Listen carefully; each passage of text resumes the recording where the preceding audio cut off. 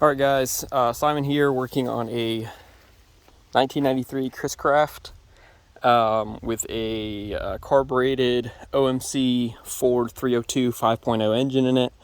It's got the Cobra, OMC Cobra outdrive, and I am replacing the impeller, and it's about halfway done with the project, and I just wanted to make a quick video of putting this thing back together and some tips that I've come across, just so it could help anybody else out there.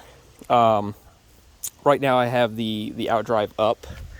I have it strapped up right now, and I also have these blocks in place. I use these when traveling just to keep the weight off of the hydraulics, to make sure it doesn't bleed down as I'm driving and this ends up hitting the ground. So yeah, I'm actually in the process of, see underneath there, I'm actually in the process of replacing the bellows. So these bolts are actually hand tight right now, and I just have it here temporarily to keep moisture and stuff out of everything until those gaskets come in. But for the time being, while I'm here, I'm replacing the impeller. So you want to take the cover off here.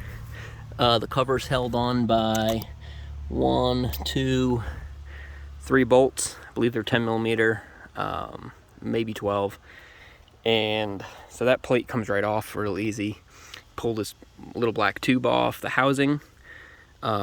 This goes onto the pressure side, so water will shoot down this hole and outside of what they call the P hole, which tells you that you've got pressure coming from the impeller. If you don't have water coming out of this hole, it means you don't have pressure going up to the engine. So that's the first thing you want to look at when you're running the engine. So of course you've got your water intakes here. They're on both sides.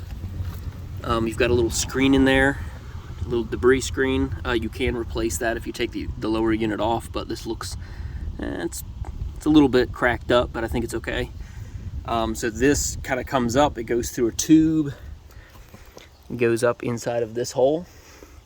And then so water from fresh water or raw water will come out this hole into the impeller and be dragged around as the impeller is open, and as the impeller compresses down at the bottom, it'll release the water in through this hole, and it'll also come out this tube.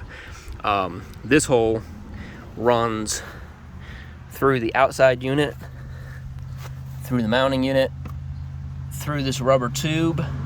It's got a little fitting up there that you really can't see. Goes through the transom plate onto the other side, and then it runs up a tube and connects into the side of the water pump right above the thermostat. So every time I replace this impeller, which would be, it's a cheap thing to replace, it just kind of keeps your boat in tip-top shape, and it's easy to do, so I do it often. Every time I do that, I force hose water into this hole, and that will blow out any debris out of that's kind of collected in here. So that's the first thing I do. I just make sure that there's good water flow, there's no leaks. The second thing I'll do is I'll disconnect the hose that runs into the water pump at the top, and have someone watch that while I put water through here.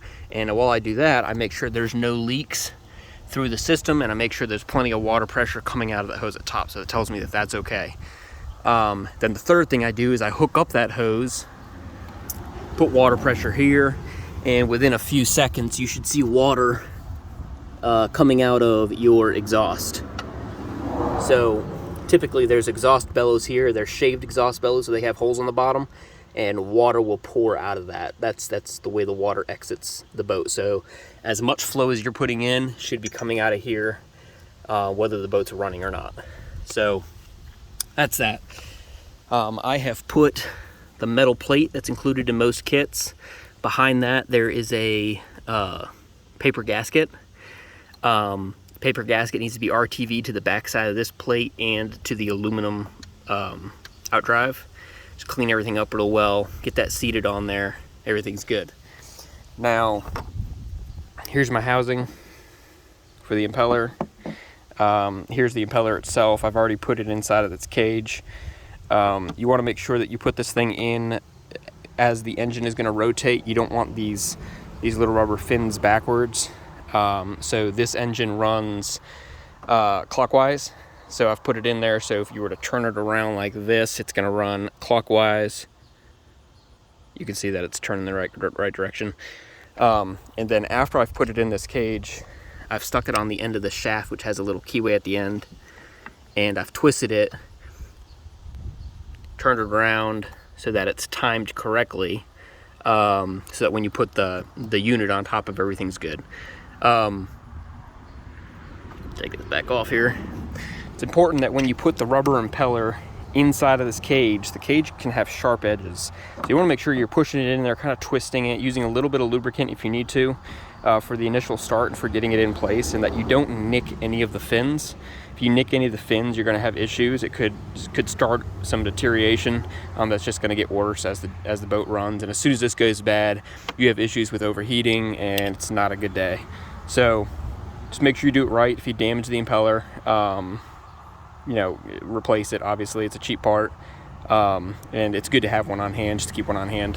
You can even do this when the boat's in the water. So if the issue's overheating and you know it's this, you can lift this up, and a lot of times this will be above the water level, and you can actually replace this pretty easily.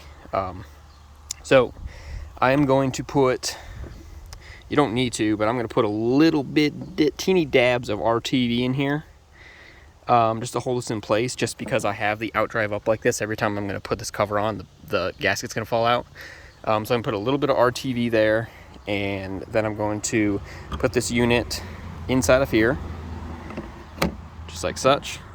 And I'm going to bolt this on, and then I'm going to take another zip tie, replace this zip tie, make sure it's snug, put the cover on, and that's it. Voila.